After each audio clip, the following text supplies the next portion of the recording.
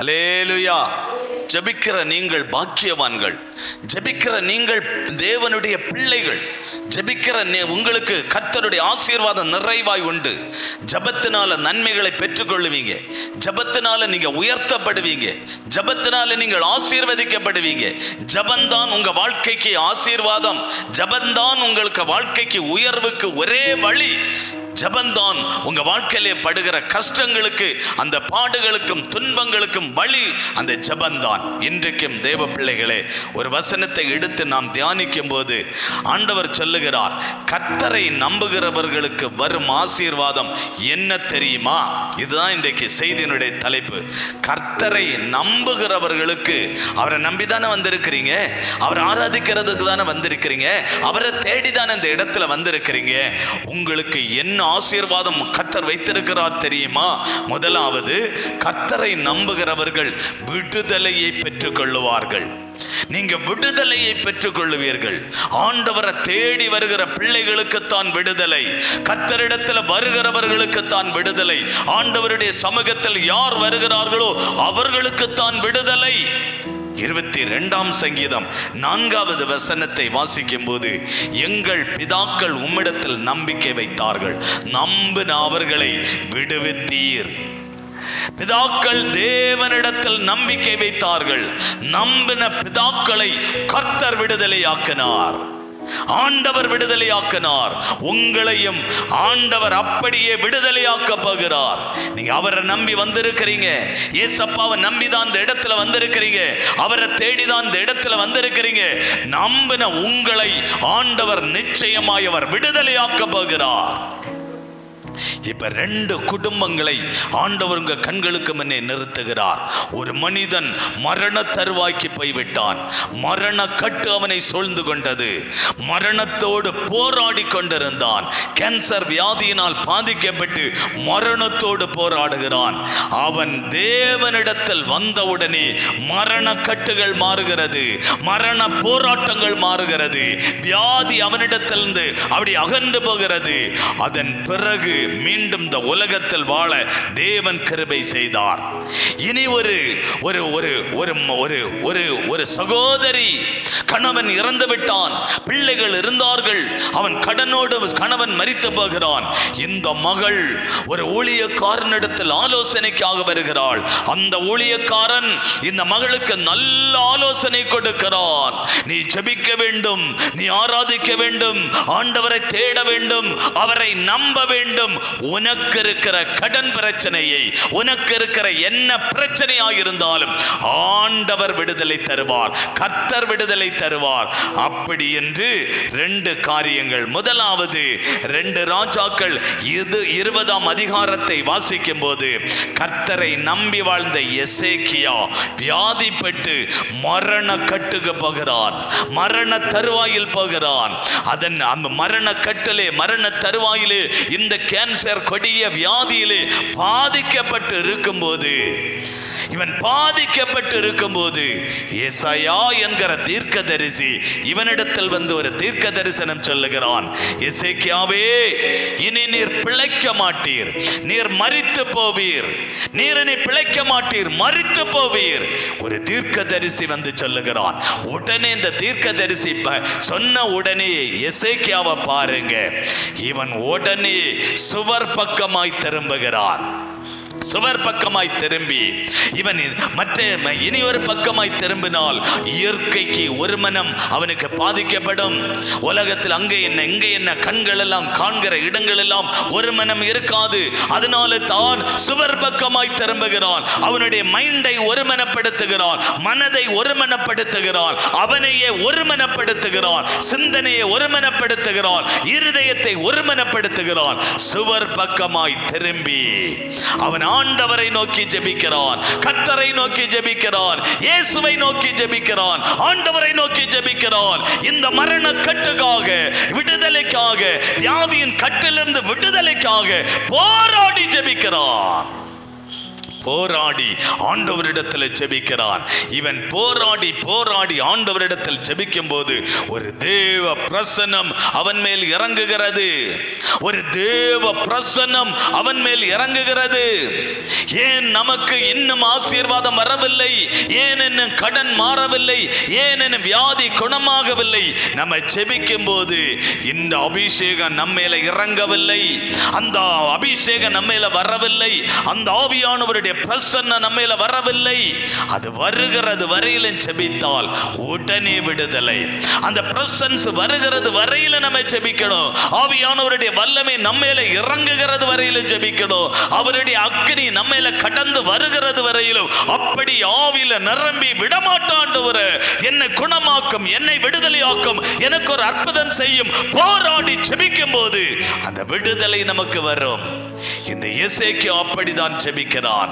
இவன் ஒரு பக்கம் ராஜாவாய் இருக்கிறான், இனி ஒரு பக்கம் ஜெபிக்கிற ஜெப வீரனாய் இருக்கிறான். நம்ம எப்படிப்பட்டவர்களாக இருந்தாலும் ஜெபிக்கிற வீரனாய், ஜெப வீராங்கனையாய் நம்ம மாறணும். இனி ஜெபிக்கிற ஜெப வீரர்களாய் மாறணும். நம்ம ஜெபிக்கிற ஜெப வீரர்களாய் மாறும்போது ஒரு தேசம் மறுரூபப்படும், நம்ம வாழ்க்கை மறுரூபமாய் மாறும். நம்ம இருக்கிறதை போலல்ல, நம்ம வாழ்க்கை மாறும். இந்த தேசத்தில் நடக்கிற அருவருப்புகள், அந்த காரியங்களை ஆண்டவர் உணர்த்துவார். எப்படி ஜெபிக்கணும், எதுக்காக ஜெபிக்கணும், என்ன காரியத்துக்காக ஜெபிக்கணும், ஆண்டவர் நமக்குள்ளே ஒரு உணர்த்துதலை தருவார். போராடுங்க, நல்ல போராடி ஜெபிங்க. ஜெப வீரர்களாய் நம்ம மாறணும். அப்பதான் விடுதலை உண்டாகும். இது ஒரு நோய் வந்த ஆண்டவரே, அப்படி உப்பும் சப்பை இல்லாத ஜெபம் அல்ல. அந்த போராட்டத்தில் இந்த விடுதலையின் ஜெபம், விட்டுவிக்கிற ஜெபம், நமக்கு அந்த ஜெபம் தேவை. அப்படிப்பட்ட ஜெபம் ஜெபிக்கும் போது எல்லா கட்டிலிருந்தும் ஒரு பெரிய விடுதலை. பவுலும் சீலாவும் போராடி ஜெபித்தார்கள். ஆகவே தான் இரும்பு தாழ்பாள்கள் உடைந்து போகிறது, கையிலே கால்களிலே கட்டப்பட்ட இரும்பு சங்கிலிகள் தானாய் கலறுகிறது. அப்படி போராடி ஜெபிக்கணும். அந்த அனுபவம் பெற்றுக்கொள்ளணும், அந்த கிருபையை பெற்றுக்கொள்ளணும், அந்த வரத்தை பெற்றுக்கொள்ளணும், அந்த அபிஷேகத்தை பெற்றுக்கொள்ளணும். அது சும்மா இல்லை, பிரயாசப்படணும். அப்படிப்பட்ட பிரயாசப்படுங்க. நீங்க பிரயாசப்படணும், முயற்சி எடுக்கணும். அப்படி ஜெபிக்கும் போது ஒரு விடுதலை உண்டாகும். அப்ப வியாதியிலிருந்து கர்த்தர் விடுதலை கொடுத்தார். நமக்கு ஒரு தேவன் உண்டு, அவரை நம்புகிறவர்களுக்கு விடுதலை தருகிறவர். நமக்கு ஒரு ஆண்டவர் உண்டு, அவரை முழுமையாய் நம்பும் போது அவர்களுக்கு ஒரு அற்புதமான விடுதலையை தருகிற தேவன் அவர். யாரெல்லாம் அவரை நம்புறாங்களோ அவர்களுக்கு விடுதலை தருகிற தேவன். இந்த எசேக்கியா ஆண்டவரை நம்பினான், கர்த்தரை நம்பினான், அவரை உறுதியாய் பிடித்துக் கொண்டான், அவருக்காக வாழ்ந்தான். அவர் செய்கிறதை செய்கிறான், அவர் சொன்னதை செய்கிறான். அவருக்கு அப்படி ஒரு கீழ்ப்படிந்து வாழ்கிற ஒரு வாழ்க்கை, இயேசுவுக்கு அப்படி கீழ்ப்படிந்து வாழ்கிற ஒரு வாழ்க்கை. நம்ம கீழ்ப்படுகிறோமா? அவர் சொன்னதை செய்கிறோமா? அவருக்காக வாழ்கிறோமா? அவருக்காக ஜீவிக்கிறோமா? அப்படிப்பட்ட ஒரு வாழ்க்கை வாழ்ந்தால் உங்களுக்கு அற்புதமான ஒரு விடுதலை.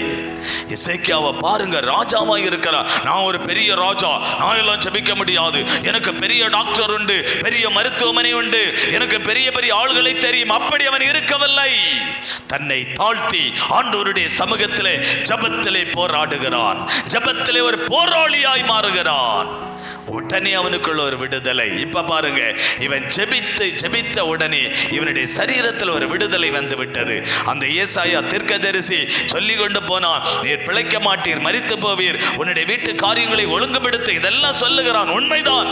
அவன் சொல்லிட்டு வெளியில கொஞ்சம் தூரம் போறதுக்குள்ளே ஆவியானவர் அவனோடு பேசுகிறார். ஏசாயாவே, நீ சொன்னதெல்லாம் சரிதான், திரும்பி போ.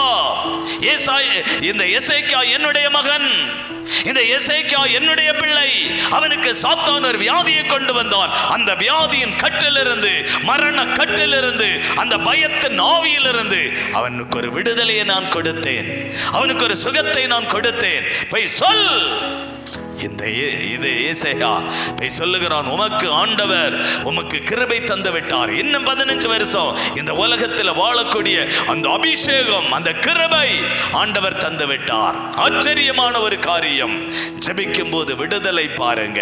இரண்டாவது, அதே 2 ராஜாக்கள் 4ஆம் அதிகாரத்தை நீங்கள் வாசிக்கும் போது, 2 ராஜாக்கள் 4ஆம் அதிகாரத்தை வாசிக்கும் போது, அங்கே ஒரு ஊழியக்காரன், கர்த்தருக்காக எழும்பி பிரகாசித்த ஒரு நல்ல ஒரு ஊழியக்காரன் மரித்து போனார்.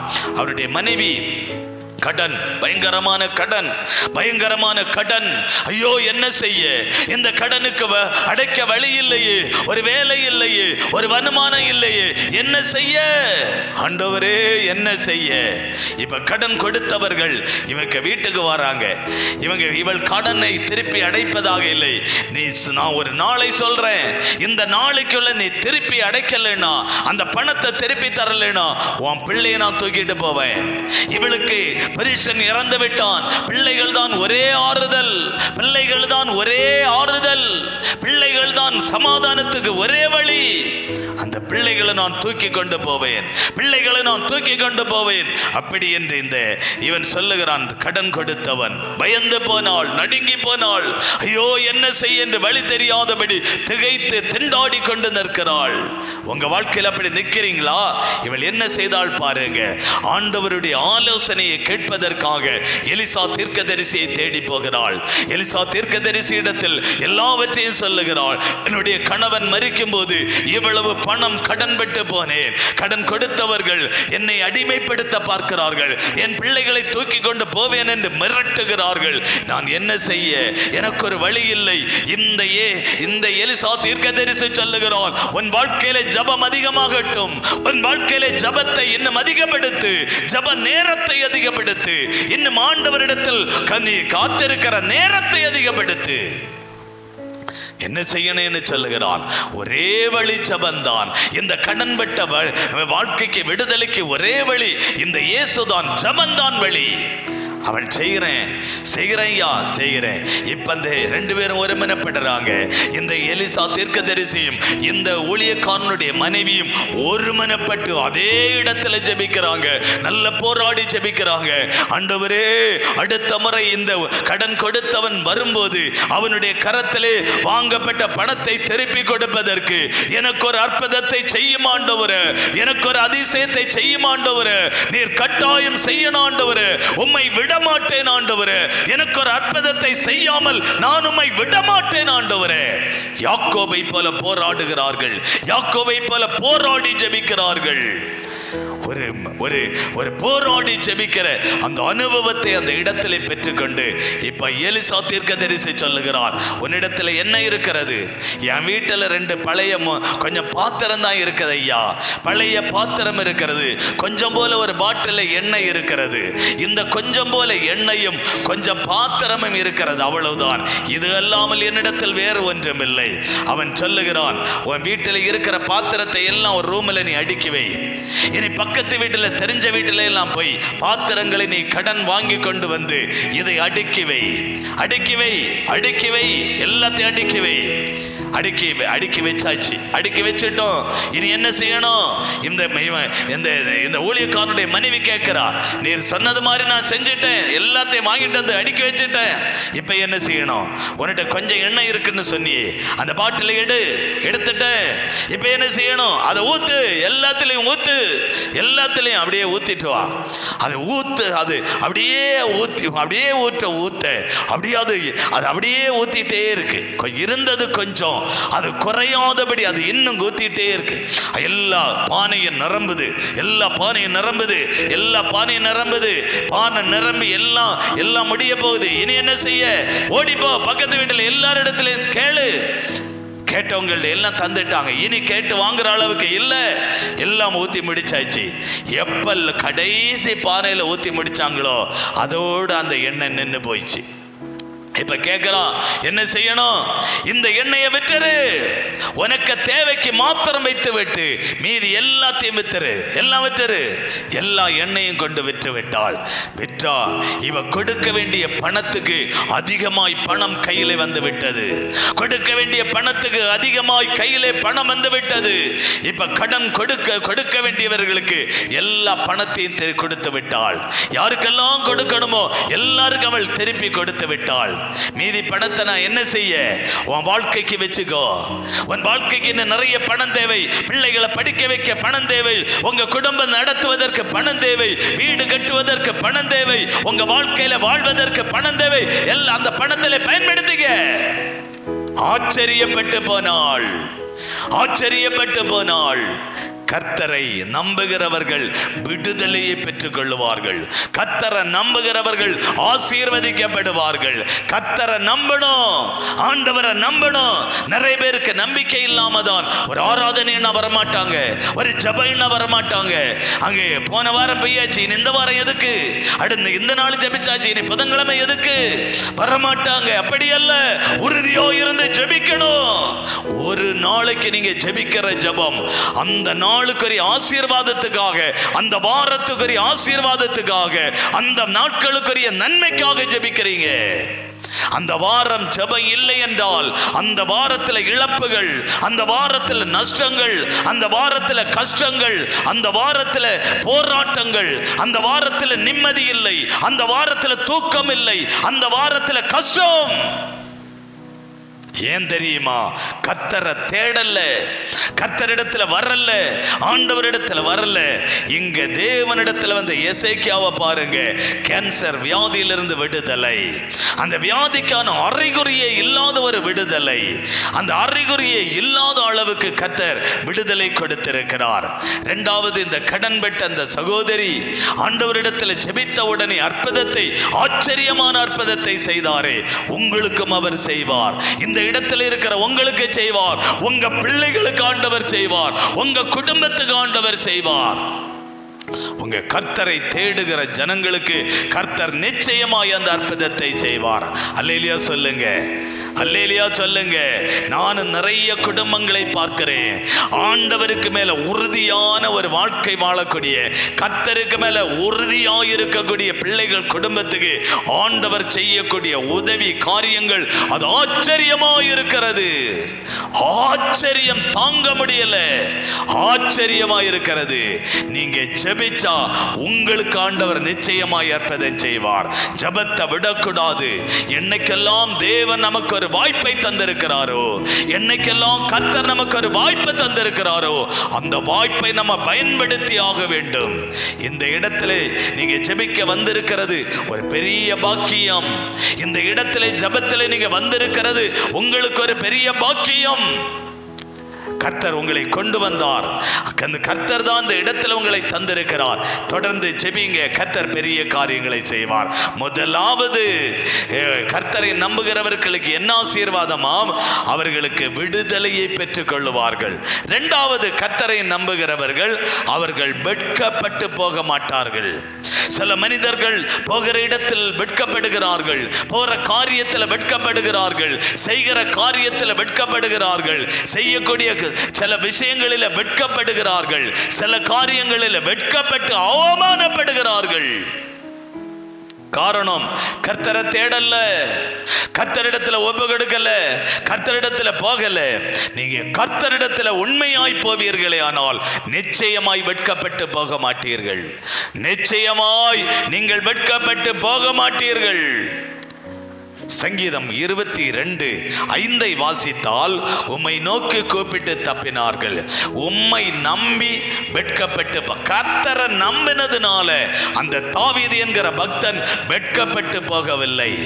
எல்லாராலும் அவனை வெறுக்கப்பட்ட மனிதன், எல்லாராலும் துரத்தப்பட்ட மனிதன், எல்லாராலும் காயப்படுத்தப்பட்ட மனிதன், எல்லாராலும் பாதிக்கப்பட்ட மனிதன் கர்த்தரை நம்பினான், இயேசுவை நம்பினான்.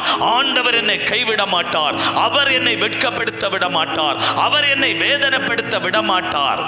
ஆண்டவருக்கு மேல் அளவில்லாத நம்பிக்கை, ஆண்டவருக்கு மேல் அளவில்லாத விசுவாசம். ஜெபத்திலே உறுதியாக இருக்கிறான். தேவனை தேடுகிறதிலே அவன் உண்மையுள்ளவனாக இருக்கிறான். முடிவு என்ன தெரியுமா? அவன் எந்த சூழ்நிலையிலும் வெட்கப்பட்டு போகவில்லை. கரவல் ஆடுகளை ஓட்டி மேய்த்து கொண்டிருந்த அந்த கரவல் ஆடுகளுக்கு கரவலை செய்து கொண்டிருந்த அந்த தாவீது, ஆடுகளை மேய்த்து கொண்டிருந்த தாவீது வனாந்தரத்திலே ஆடுகளை மேய்த்து கொண்டிருந்த தாவீது ஆண்டவர் மேல் உறுதியாக இருக்கிறார், கர்த்தருக்கு மேல பற்றுதலாக இருக்கிறார். இயேசுதான் உண்மையான ஆண்டவர் என்பதை அவன் உறுதியாய் பிடித்துக் கொள்ளுகிறான். முடிவு என்ன தெரியுமா? இந்த தாவீதை தான் கர்த்தர் ஒரு நாட்டினுடைய ராஜாவாய் உயர்த்தி கர்த்தர் அவனை ஆசீர்வதிக்கிறார். நீங்க உறுதியாக இருந்து பாருங்க, நீங்கள் உயர்த்தப்படுவீர்கள். நீங்க உறுதியாய் நம்பிக்கையாய் இருந்து பாருங்க, நீங்கள் உயர்த்தப்படுவீர்கள்.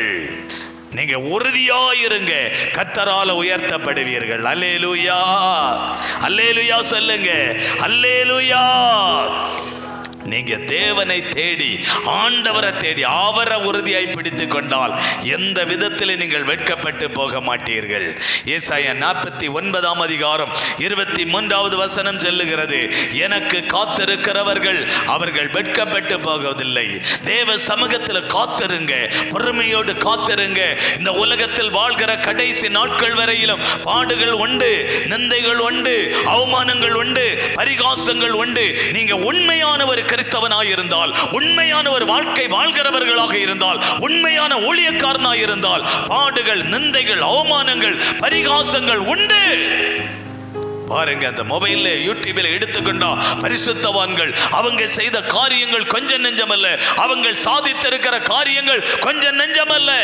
மேடை கட்டி எவ்வளவு மோசமாய், எவ்வளவு அசிங்கமாய், எவ்வளவு காரியங்களை பேசுகிறான் பாருங்க. உண்மையான ஊழியக்காரனை கல்லெடுத்து எறிவார்கள். நீ பயப்படாதே தாவீதே, நீ பயப்படாதே, நான் உன் கூட இருப்பேன். நீ வெட்கப்பட்டு போவேன் என்று பயப்படுகிறாயா? அவமானப்பட்டு போவேன் என்று பயப்படுகிறாயா? நிந்திக்கப்பட்டு போவேன் என்று பயப்படுகிறாயா? அந்த இடத்திலே கர்த்தர் வருவார், உங்களை அவமானப்படுத்த விடவே மாட்டார். தாவீது சாதாரணமான ஒரு மனிதனாய் இருந்து இன்னைக்கு தேசத்தை ஆளுகிற ராஜாவாய் இருக்கிறான். நம்மளால் நம்ப முடிகிறதா? அவனுடைய சரித்திரத்தை வாசிக்கும் போது சாதாரணமான மனிதன், சொந்த சகோதரர்கள் அவனை வெறுக்கிறார்கள், பெற்ற தாய் தகப்பன் இவனை வெறுத்து தள்ளுகிறார்கள். ஆடுகளை வாங்கி கொடுத்து வனாந்தரத்திலே, ஒரு செழிப்பில்லாத புல்மேய்ச்சல் இல்லாத வனாந்தரத்திலே அவனை கொண்டு விடுகிறார்கள். வாழ்க்கையை கொஞ்சம் யோசித்து பாருங்க. அப்படிப்பட்ட மனிதனை ஆண்டவர் கர்த்தர் எவ்வளவாய் ஆசீர்வதித்தார். ஒரு ராஜாவாய் உயர்த்தி, ராஜாவாய் மேன்மைப்படுத்தி. அவன் படித்திருக்க முடியுமா? அவன் பட்டம் பெற்றிருக்க முடியுமா? அவனுக்கு நாகரிகமான காரியங்கள் இருந்திருக்க முடியுமா? கர்த்தர் தான் அவனுக்கு எல்லாவற்றையும் கொடுத்து அவன் இந்த தேசத்தில் ஆசீர்வதித்து உயர்த்தினார். உங்களையும் நம்பி இயேசுவிடத்தில் வாருங்க, அவரை நம்பி கர்த்தரை தேடுங்க, அவரிடத்தில் காத்திருங்க, பெருமையாயிருங்க. ஆண்டவரிடத்தில் பெருமையாய் காத்திருந்து நல்ல ஜெபிங்க, நல்ல ஜெபிக்கிற ஒரு இடத்தை தேடுங்க, அந்த இடத்துல போய் காத்திருந்து நல்ல ஜெபிங்க. கர்த்தர் உங்களை ஆசீர்வதிப்பார். அல்லேலூயா. வளர்ந்த ஊழியர்களோடு அவங்களுடைய சாட்சி அனுபவங்களை நான் ஷேர் பண்றது எனக்கு ரொம்ப பிடிக்கும்.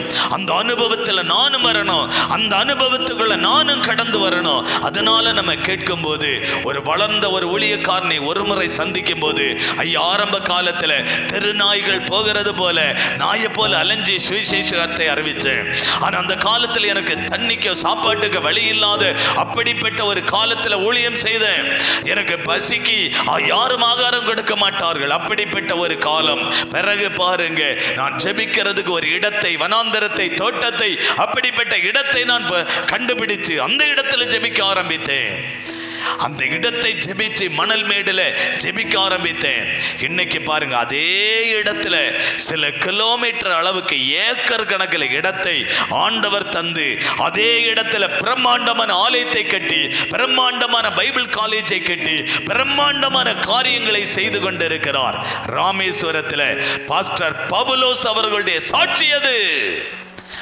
அவர் அப்படிப்பட்ட ஒரு சாட்சி, உறுதியான ஒரு ஜெபம். அல்லேலூயா.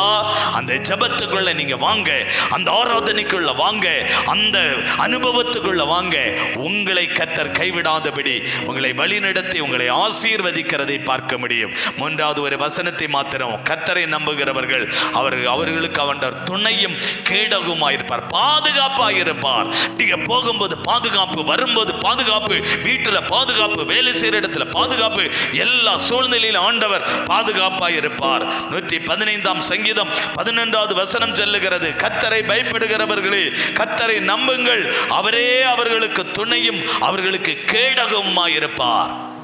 வாகனத்தில் போறீங்க, துணையாக இருப்பார், கேடகமாக இருப்பார். வேலை செய்றீங்க, மிஷன்ல வேலை செய்றீங்க, கேடகமாக இருப்பார், துணையாக இருப்பார். நீங்க ஆபத்தான இடத்துல போறீங்க, கேடகமாக இருப்பார், துணையாக இருப்பார். கர்த்தரை நம்புகிறவர்களுக்கு தேவன் வைத்திருக்கிற ஆசீர்வாதம் பெரிதாய் இருக்கிறது. இந்த ஜெப வீட்டில், இந்த இடத்துல வந்திருக்கிற தேவ பிள்ளையே, உங்களுக்கு ஆண்டவர் வைத்திருக்கிற ஆசீர்வாதம் அது பெரிதாய் இருக்கிறது. பெரிய காரியங்களை செய்ய போகிறார். அப்படி எல்லாரும் ஒப்பு கொடுப்போமா? ஒரு நிமிடம் அப்படியே இருந்து அப்படியே எழும்புங்க. எல்லாரும் எழுந்திருந்து, ஆண்டவரே என்னை உம்முடைய கரத்தில் தருகிறேன், என்னை உம்முடைய கரத்தில் தருகிறேன். அப்படி ஆண்டவருடைய கரத்தில் ஒப்பு கொடுங்க. எல்லாரும் ஆண்டவருடைய கரத்தில் ஒப்பு கொடுங்க. ஆண்டவரே இன்னைக்கு உம்முடைய கரத்தில் என்னை ஒப்பு கொடுக்கிறேன். ஆண்டவரே, உம்மை நம்புகிற ஜனங்கள் பாக்கியமுள்ளவர்கள். உம்மை நம்புகிறவர்களை நீர் வெட்கப்படுத்த விட மாட்டீர். உம்மை நம்புகிறவர்களை ஆசீர்வதிக்கிற தேவன். கர்த்தரை நம்பின ஜனங்களை நீர் விடுதலை ஆக்கினீர் ஆண்டவரே. கர்த்தரை நம்புகிற ஜனங்களை வெட்கப்படுத்தாதபடி ஆசீர்வதித்தீர் ஆண்டவரே. கர்த்தரை நம்புகிற பிள்ளைகளுக்கு துணையும் கேடகமாய் இருக்கிறீர் ஆண்டவரே. இந்த இடத்துல இருக்கிற பிள்ளைகளுக்கு அப்படியே செய்யுங்க, அப்படியே செய்யுங்க. வெட்கப்படுத்தாதபடி அப்படியே கர்த்தர் பிள்ளைகளை ஆசீர்வதிங்க அப்பா. திருமணத்துக்காய் காத்திருக்கிற பிள்ளைகள் வெட்கப்பட்டு போகாதபடி அதிசயமான காரியங்களை செய்யுங்க. கடன் பிரச்சனையோடு இருக்கிற பிள்ளைகளுக்கு கடனை அடைப்பதற்கு ஒரு வழிவாசலை தேவன் திறந்து கொடுப்பீராக ராஜா. வியாதியோடு இருக்கிற பிள்ளைகள் அந்த வியாதியிலிருந்து விடுதலை பெற்று ஆசீர்வதிக்கப்படுவார்களாக. தகப்பனே, இந்த பிள்ளைகள் யாவரையும் உம்முடைய அன்பு கரத்தில் ஒப்பு கொடுக்கிறப்பா. இந்த இயேசு நல்லவர் மிஷனரி ஊழியத்தில், ஜெபத்தில் இணைந்திருக்கிற பிள்ளைகள், ஆராதனையிலே இந்த ஆலயத்தில் இணைந்திருக்கிற பிள்ளைகள் எல்லாரும் தேவ ஆசீர்வாதத்தை பெற்று மகிழ்ச்சியோடு சந்தோஷத்தோடு வாழ ஆண்டவர் கிருபை தாரும் அப்பா. எங்களை தாழ்த்துகிறோம், உம்முடைய அன்பு கரத்தில் ஒப்பு கொடுக்கிறோம். மீண்டும் புதன்கிழமை மாலையில கூடி ஜெபிக்க ஆண்டவர் எங்கள் எல்லாரையும் அழைத்துவார். அதுவரையில் தேவ கிருபை எங்களோடு இருக்கட்டும். எல்லா துதியும் கனத்தையும் மகிமையும் நாங்கள் ஏசப்பா ஒருவருக்கே செலுத்துகிறோம். இயேசு கிறிஸ்துவின் நாமத்தில் ஜெபிக்கிறோம். ஜெபங்களும் ஜீவனுள்ள எங்கள் நல்ல பிதாவே, ஆமென்.